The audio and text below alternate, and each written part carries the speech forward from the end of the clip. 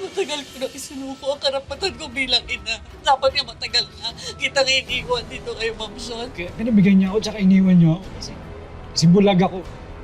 Tsaka pabigat ako. Ayoko na, Luis. Ayoko na maging squatter.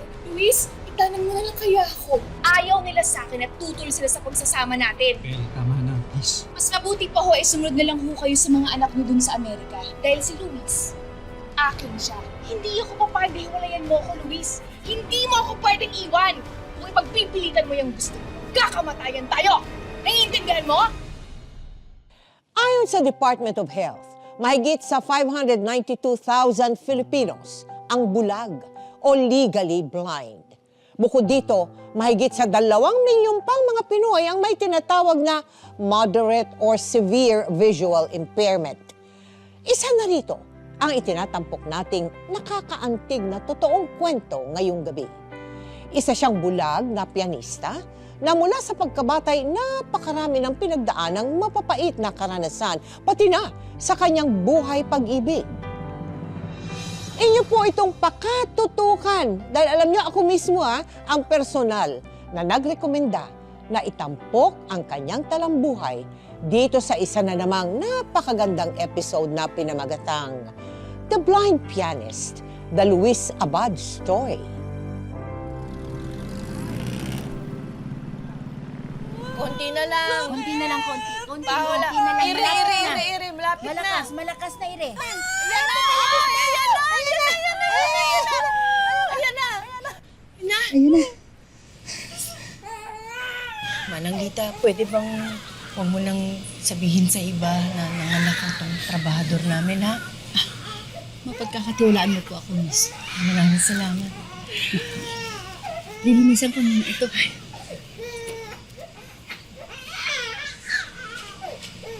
Paula, hanggang ngayon ba naman hindi mo pa mapatawad yung sarili mo? Tanga-tanga ko, Ma'am. Kasi sa lahat ng mamahalin pa ng tao, bakit kailangan pa yung pamilyado ng tao? Paano pag nalaman ng asawa ni Doc Naring na nanganak na ako?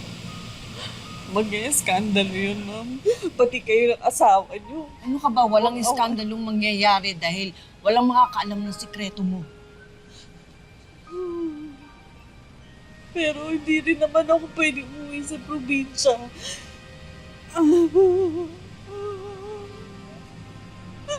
Magwawala po yung mga magulang ko. Baka patayin nila ako pag nalaman nila yung nangyari. Dapat siguro pamigay yung batang yan. Ano ka ba? Anong ipamigay? Paula, hindi laruan yung anak mo.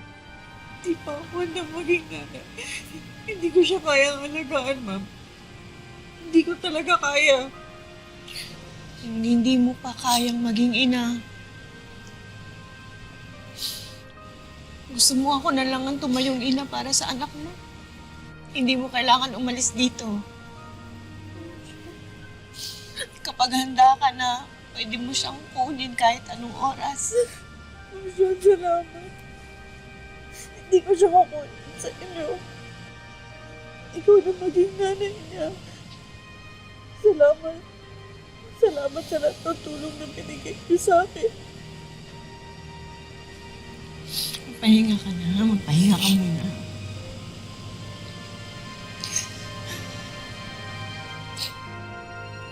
Nung kabataan mo, meron ka ba naaalala na images in your memory?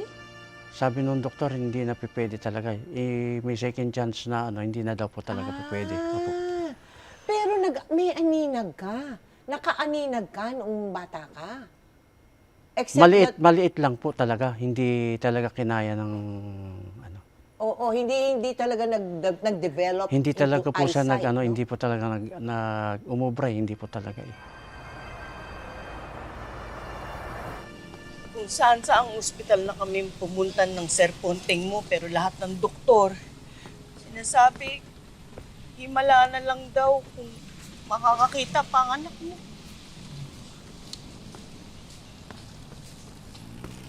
Paula, narinig mo ba sinabi ko? Tuluyan na raw mabubulag si Luis. Ano ba? Natatakot ko eh. Baka yan na yung parusa ng Diyos sa kasalanan ko. Nabutan ka nga sa sinasabi mo, ha? Paula, bakit naman siya parurusahan ng Diyos? Kahit anak mo siya sa pagkakasala, walang kasalanan ng bata. Anak niyo po siya ni Sir Ponte. Dala-dala niya po yung apelido ninyo. Malaki-laki na rin ang sinakripisyo niyo para sa kanya. At hanggang sa mamatay ako, hindi niya malalaman na ako ang tunay na ina. Mahal. Mahal, si Luis. Bakit ano nangyari sa anak natin? Luis. Stacy,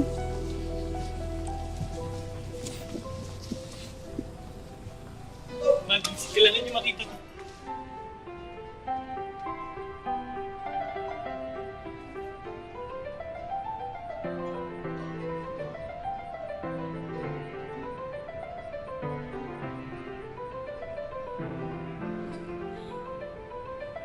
Ang galing mo, anak.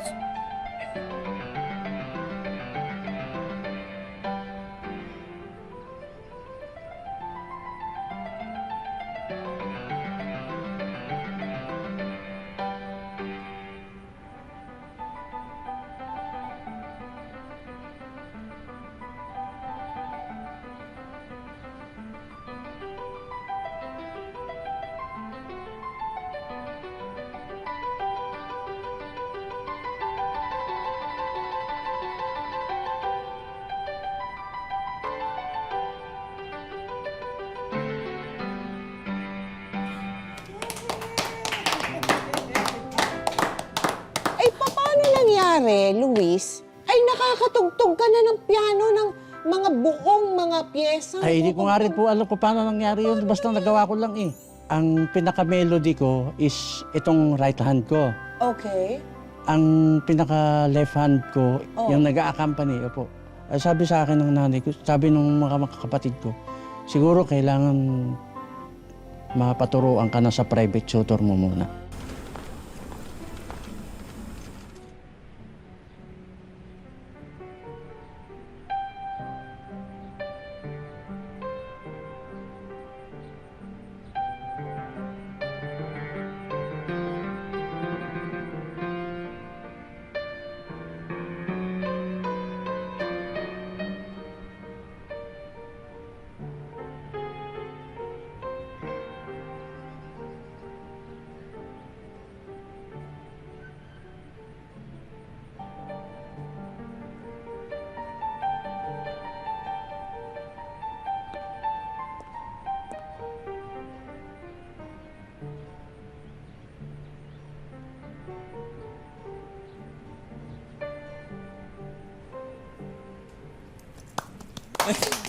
Napakahusay talaga ng anak ko.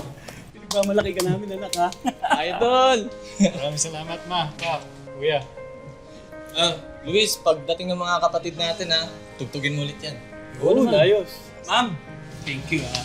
Sa pagtuturo niyo sa anak namin. Kundi dahil sa inyo, unti-unti rin nakikilala ang anak ko. Privilege is mine, sir. Napaka-talented ni Luis, kaya imposibleng hindi siya maging isa sa pinakamagaling na pianista sa bansa natin. Nak, narinig mo yun, ha? O ma'am, yung mga pagbigay lang po ako ng inspirasyon sa maraming tao tsaka mapasaya ko pamilya ko, sapat na po sa akin. Inspiration pero puro perspiration naman ang anak ko. Sige. Ang sweet naman talaga ng mama ko. Luis, si Ate Paula yan. Ate Paula, ikaw pala yun. Pasensya na, hindi ko akala ko kasi si mama. Hindi. Ako nga dapat humingi ng pasensya. Sige, salamat. sige, baba na ako. Sige, salamat. Dahil sa angking talento ni Luis, naimbitahan siyang tumugtog ng piano sa CCP at sa Malacanang, kung saan hinangaan siya ng maraming tao, lalo na noong kinatawan niya ang Pilipinas para maging music ambassador sa Japan.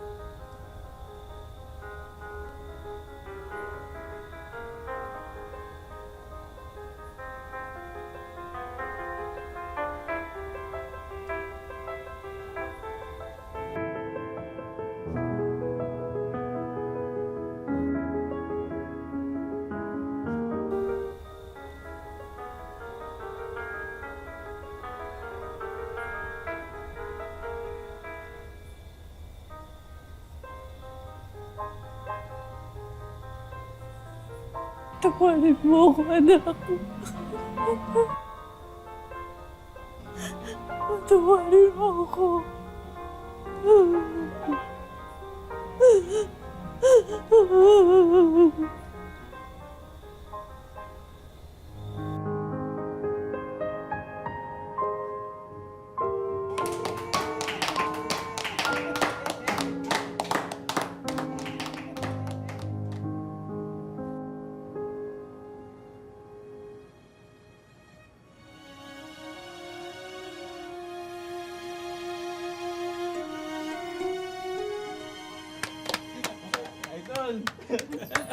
Galing-galing mo. Papa.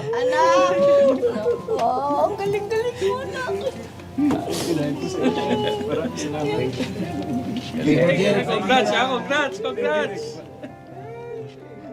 Matapos ang pagtatanghal niya sa Japan, mas lalong kinilala ang husay ni Luis sa pagtugtog ng piano sa loob at labas ng bansa. Hindi kailanman naging malakid ang kapansanan niya para magtagumpay dahil na rin sa suporta at pagmamahal ng kanyang kinagisnang pamilya. Hanggang sa... Paula! Paula, sandali! Paula! Hindi mo naman kailangan umalis. Hirap na po ako. Hindi ko na po kaya manatili dito. Araw-araw akong pinapatay ng konsensya ko. Napakasama ko. Oo, marami kang naging maling desisyon sa buhay mo. Pero hindi mo dapat laging inuhusgahan ang sarili mo. Hindi pa huli ang lahat para ituwid mo mga kasalanan. Gusto mo ba? Gusto mo ba mawiin na si Luis? Gusto mo ba sabihin na sa kanya na ikaw ang ina niya at hindi ako?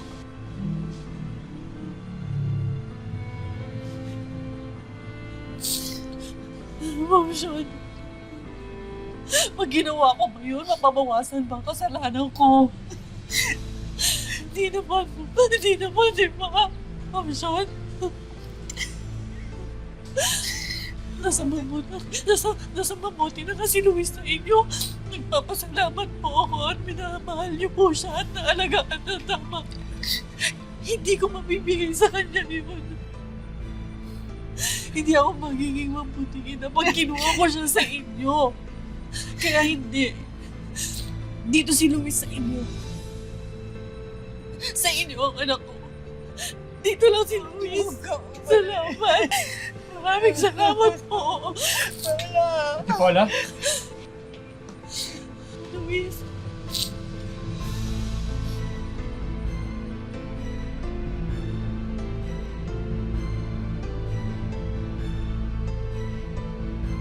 Ate Paula? Mama?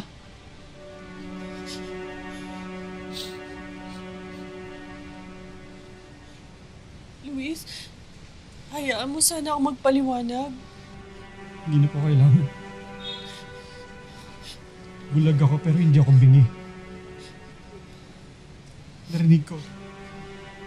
Kayo ang totoo kong nanay. Bakit nilihim niyo po sa akin yung totoo?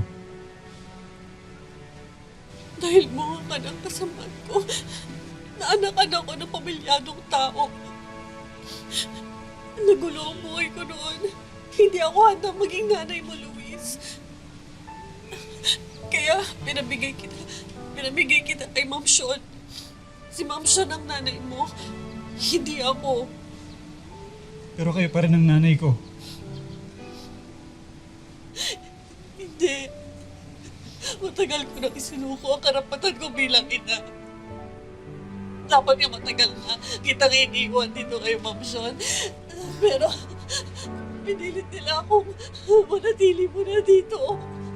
Si Ma'am Sean ang nanay mo. Naintindihan mo? Si Ma'am Sean, hindi ako. Please, hindi po ako iwanan. Please. Nay, please. Please, hindi po ako iwanan. Hindi po ako iwanan. Awa po kayo sa akin. Please. Nay. Please, mamakaawa po ko sa inyo. Hindi iwanan. Hindi po ako iwanan. Please.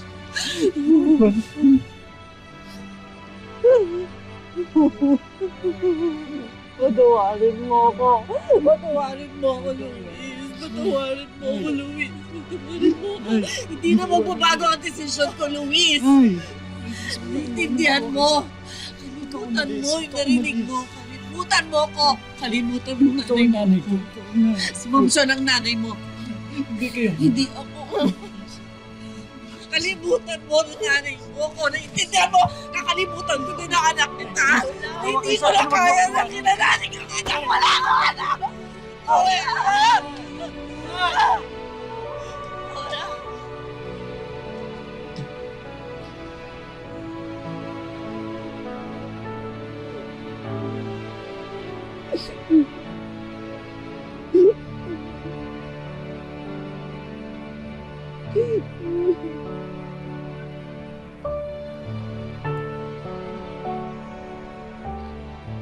Totoo bang lumaki ka na hindi mo nalalaman kung sino yung totoo mong ina?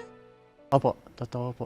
Pero teka muna, paano nangyari na kasama mo daw sa bahay yung totoo mong ina, pero hindi mo naman alam na siya ang tunay mong ina? May ganun? May ganun po, nasabi lang po Paano? sa akin ng ni nanay na siya ang talagang tunay mong nanay. Anong sabi sa akin? Teka, may nanay kang isa, si Nanay Sean. Yun po ang nag-adapt sa akin. Opo. Okay. Tapos may isa pang... Si Nanay Paula, pinatawag niya po sa akin na yan ang ate mo. Lumalaki ka kay Nanay Sean. Oo po. At pinapatawag sa yung Ate Paula. Opo. Pero sa totoo, si Ate Paula ang iyong totoong ina. Opo. Nakasama niyo sa loob ng bahay. Opo.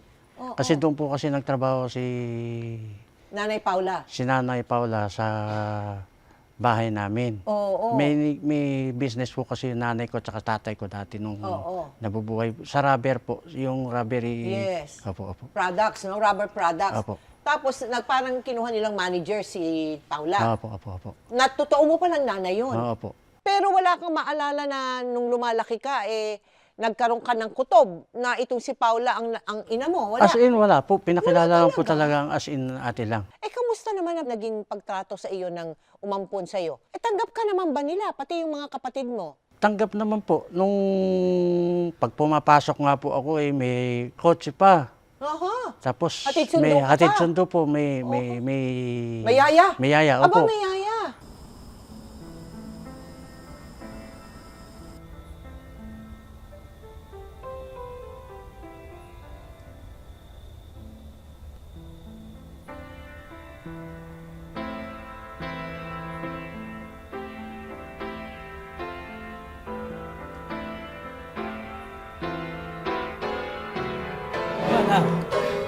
Nak, tama na.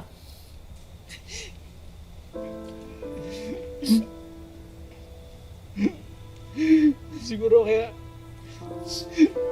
pinabigyan niya ako tsaka iniwan niyo ako kasi bulag ako.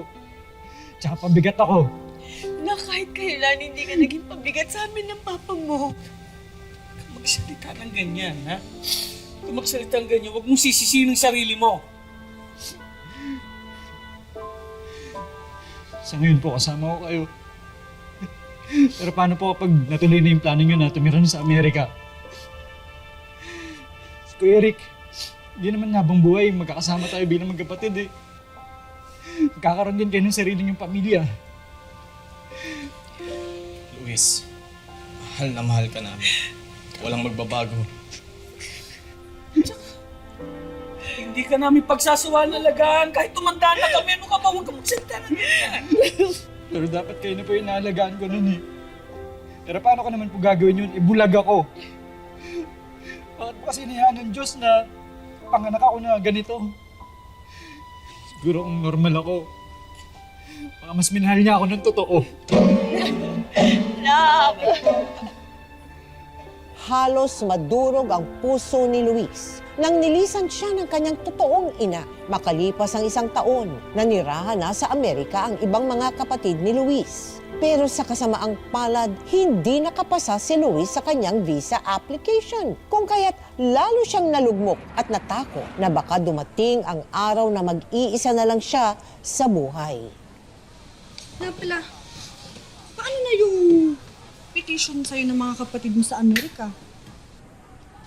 Kung hindi naman pala aprobado yung mga papeles mo. Kailan mo na balak ulit mag-apply? Sa totoo lang, Noemi, nakawala na ako ng pag-asang makakuha ng visa.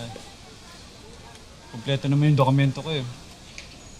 Pero baka hindi para sa akin ng Amerika. Paano kung kunin ng mga kapatid mo yung mama at papa mo? Sino na makakasama mo dito sa Pilipinas? Baka ito talaga yung kapalaran ko. Mabuhay na mag-isa. Alam mo, mag-asawa ka na lang. Total, malakas ka naman na kumita eh. Sa pagtugtog mo ng piano, sa mga club at hotel. Yakang-yaka mo na bumuo ng pamilya. Mag-asawa? Sino namang magkakagusto sa isang bulag na katulad ko, Noemi? Yung best friend ko, si Mabel. Mabel? Yung bagong taga-aki rito? Mismo! Gusto mo napatay kaya yun sa'yo? Oh, ayun na pala siya eh. Mabel! Bumalik ka nga dito. Ay. Ang pogi mo pala pag nakikiliti ka eh. Ikaw pala si Mabel. Kalabiro ka pala, no? Ako nga pala si Luis. Formal mo naman.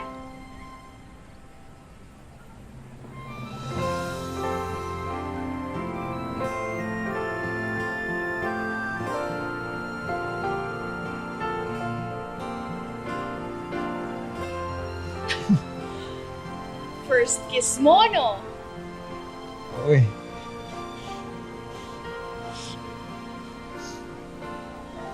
May pera ka ba?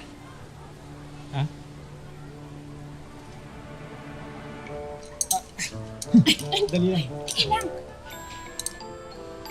Hoy? Kapal naman ng wallet mo. Ay, teka.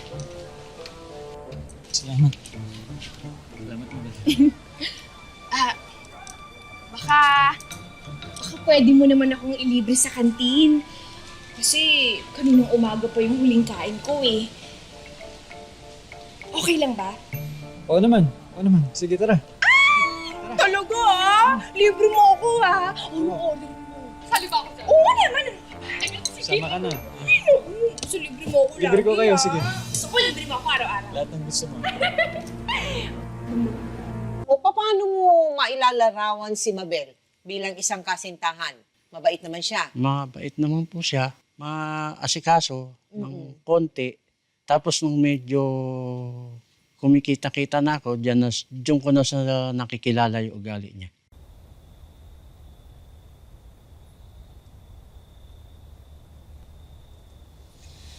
Ayoko nang napuputikan.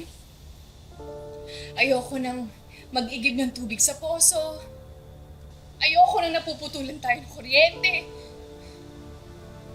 Luis, suka-suka na ako dito sa lugar namin. Malamok, mainit, mabantot, masikip. Ayoko na, Luis. Ayoko na maging squatter. Luis, itanan mo na lang kaya ako. Mabel, sandali lang. Paano yung mga magulang mo? Wala silang mga kasama sa bahay niyo. Tapos mama at papa ko, hindi pa alam yung tungkol sa atin. Luis, bulag ka. Tumatanda na yung mama at papa mo, hindi ka ba nahihiya? Ikaw pa rin yung pinagsisilbihan nila. Mabel, yung sakit mo naman magsalita. Luis, kilala mo ko. Kilala mo yung ugali ko. Prangka akong tao at praktikal. Luis, pagpahingahin mo na yung mga magulang mo. Magsama na lang tayo. Hayaan mo naman na ako na yung mag-alaga at mag-asikaso sa'yo. Sige na, Luis. Itanan mo na ako. Luis, ano ba? Mahal mo ba talaga ako, ha? Mabel, oo naman. Mahal kita. Mahal na mahal. Mas panindigan mo. Dahil kapag hindi mo ko itinanan, magkanya-kanya na tayo.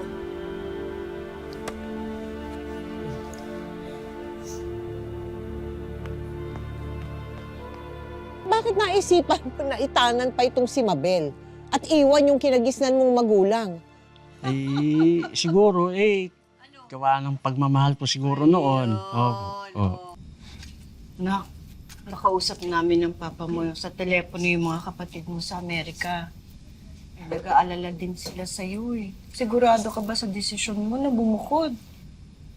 Opo, Ma. Sigurado na po ako. Mahal ko po si Mabel. Sana po huwag po kayo magalit sa naging desisyon ko. Bakit naman kami magagalit? Nire-respeto namin na may sarili kang buhay. Pero anak, anong kinabukasan mo? Paano pag-aaral mo? Magtatrabaho na lang po muna ako. Tutugtog po ulit ako ng piano para patustusan ko pa yung mga gastusin namin ni Mabel.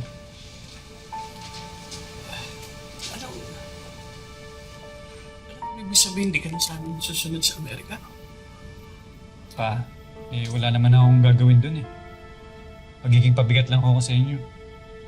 Saka ayoko pong maging hadlang sa pagtupad ng mga pangarap ng mga kapatid ko. Ma, Pa, sobra-sobra na po yung naitulong niyo sa akin. Siguro panahon na po para tumayo naman ako sa sarili kong mga paa. Nak, bukas ang bahay para sa'yo. Para sa inyo. Hihintay namin ang pagbabalik ninyo dito. Salamat. Hindi na ho uuwi si Luis dito. At huwag niyo na rin ho siyang pigilan sa pagsasama namin. Mabel, sandali lang. Hindi naman nila ako pinipigilan eh. Akala mo lang hindi. Pero hindi ako tanga, Luis. Ayaw nila sa akin at tutol sila sa pagsasama natin. Mabel, tama na. Please. Mas mabuti pa ho sumunod na lang ho kayo sa mga anak niyo dun sa Amerika.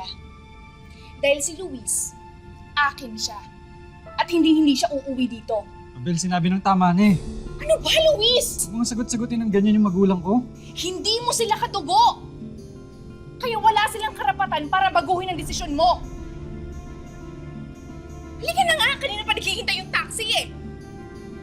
Bilis! Halika na! Dahan-dahan naman. Halika na! Bilis! Ano ba?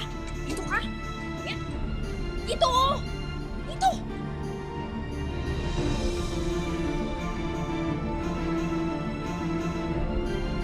Mabigat sa kalooban ni Luis na iwan ang mga kinagisnang magulang.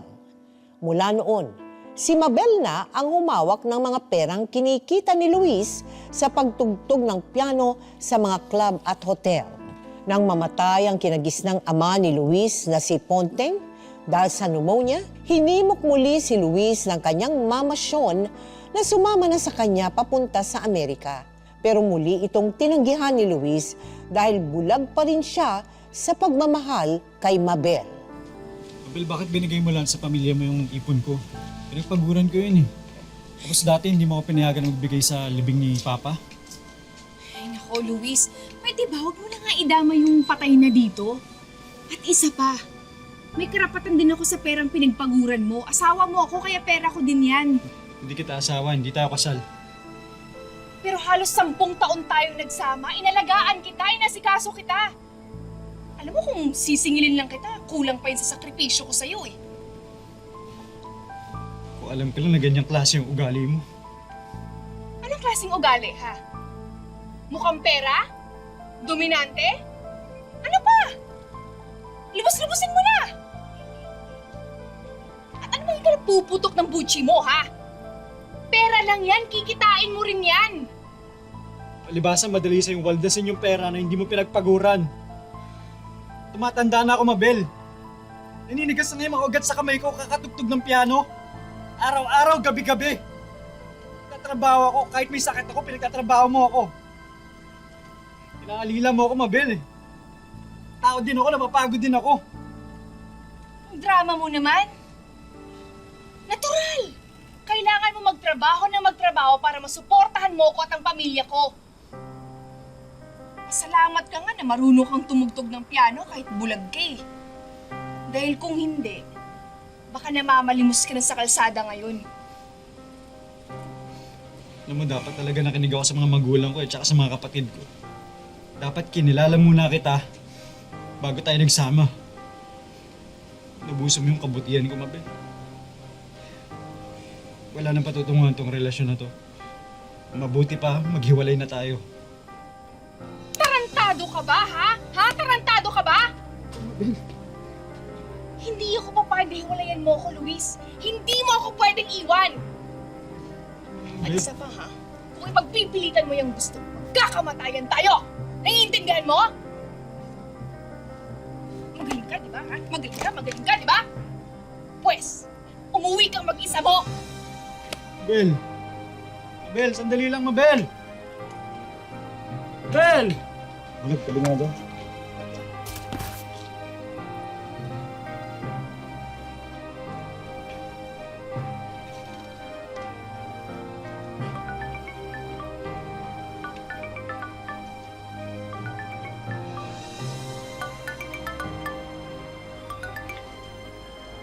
Hello? Eric? Ha? Ano nangyari kay Mama? Anong sanhi ng pagkakamatay ni Nanay Sean? Si Nanay Sean po, pneumonia. Ano mo niya? Parehas sila ni tatay. Hindi ka ba nagsisi nung yung iniwan mo? Hindi po kasi maganda naman ang kinanap ng ko kila nanay.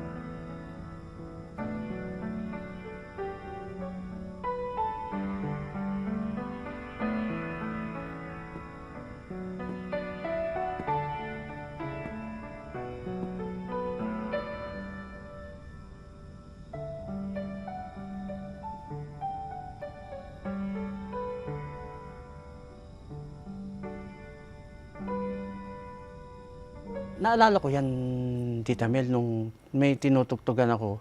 Oh, Meron ako kasing tip box, yung lagayan ng mga tip. tip box. Hinahawakan ko siyang ganyan. Nahawakan ko pa lang, bigla siyang nabasag. Sabi ko nga, Nay, ikaw ba yan? Kinabukasan, tumugtog na naman ako. Basag na naman siya ulit. Nabasag na naman. Sabi ko, Nay, huwag ka nagbibiro, tutugtugin ko na kako yung gusto mo. Aha. Tapos sa mga nung may dala po ulit ako ng tip box, Oh. hindi na siya nabasag. Wala na. Tinugtog mo yung kanyang paborito. Opo, hindi na siya nabasag. Kay Eric, alam ko huli na para magsisi ako. Namatay na si Papa Ponteng. Tapos ngayon naman si Mama Sean. Pero ang sakit kasi...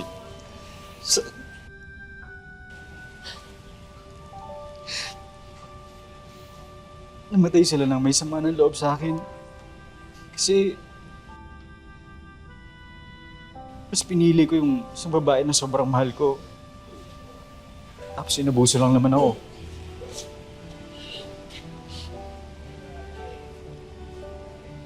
Bulag na nga ako. Nabulag pa ako sa maling pag-ibig.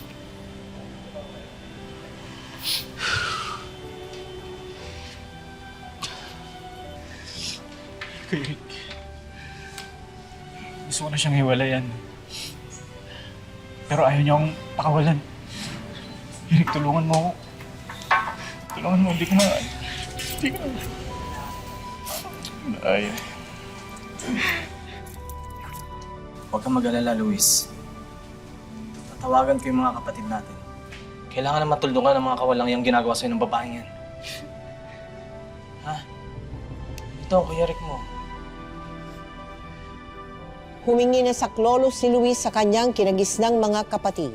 Tinulungan nila si Luis na makahanap ng abogado para tuluyan na nitong mahiwalayan si Mabel. Bakit ito na yung kinita mo, Luis? Kulang to. Asan na yung binayad sa'yo, ha? Mabel, wala na, yan lang. Yan na lahat yun. Anong wala? Binigay ko na sa'yo lahat. Kulang to. Kulang tong sahod mo. Asan na yung pera? Mabel, wala na, yan lang talaga eh. Luis, tinataguan mo ko ng pera, ha? Tinataguan mo ko ng pera. Tinataguan mo ko ng pera. Hindi kita tinataguan, Asan Mabel. na? Asan mo ko ng sahod Hindi mo? kita Asan na yung Mabel. pera? Mabel, Asan balik ka. na? Labas! Sandali lang, Huser, ha? Ano po ibig sabihin nito? Iniimbitahan po namin kayo sa presinto dahil sa reklamo sinampa laban sa inyo ng mga kapatid ni Mr. Luis Abad. Sumama na po kayo sa amin. Luis, ano Sumama ibig na po sabihin kayo. nito, ha? Hindi asawa ko siya. Ano ba? Bitawan mo nga ako? Sumama na po kayo. Bitawan mo ako! Sumama na po Luis, kayo. ano ibig sabihin Sige po, nito, ma'am. Tara po. Luis? Ano ba? na po. Luis! Kuya, nagkakamali po kaya asawa ko po siya! Luis! Hindi! Luis, ano ba? Luis! Ano ba? Bitawan mo nga ako! Luis! Luis! Ano ba, Luis? Ano ba? Bitawan mo ako! Ano ba?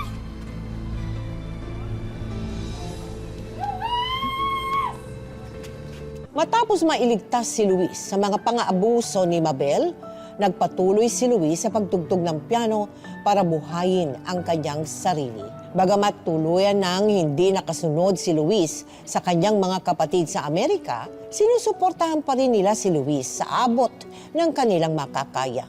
Mula noon, nagkaroon na ng kapayapaan si Luis at patuloy na nagbibigay inspirasyon sa pamagitan ng kanyang talento sa musika. Hanggang sa wakas ay natagpuan na niya ang babaeng itinadhana para sa kanya. Congratulations, mahal! Thank you. Pinagmamalaki kita. I love you so much. I love you more.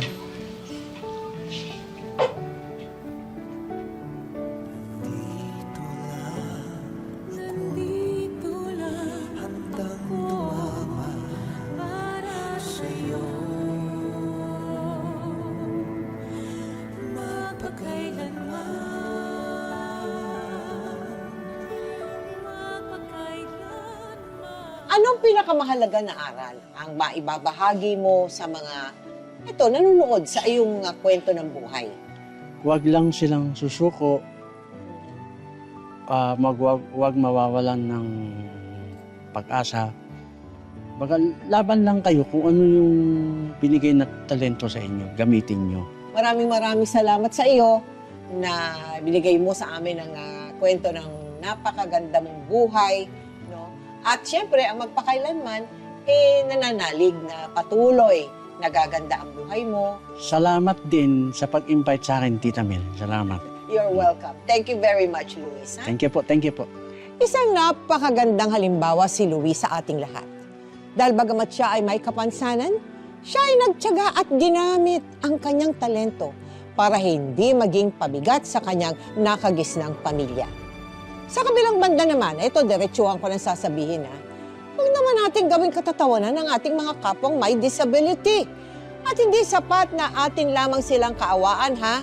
Dapat palagi natin silang bigyan ng respeto at tulungan sa anumang paraan na ating makakaya. Ngayon, bukas, at magpakailanman.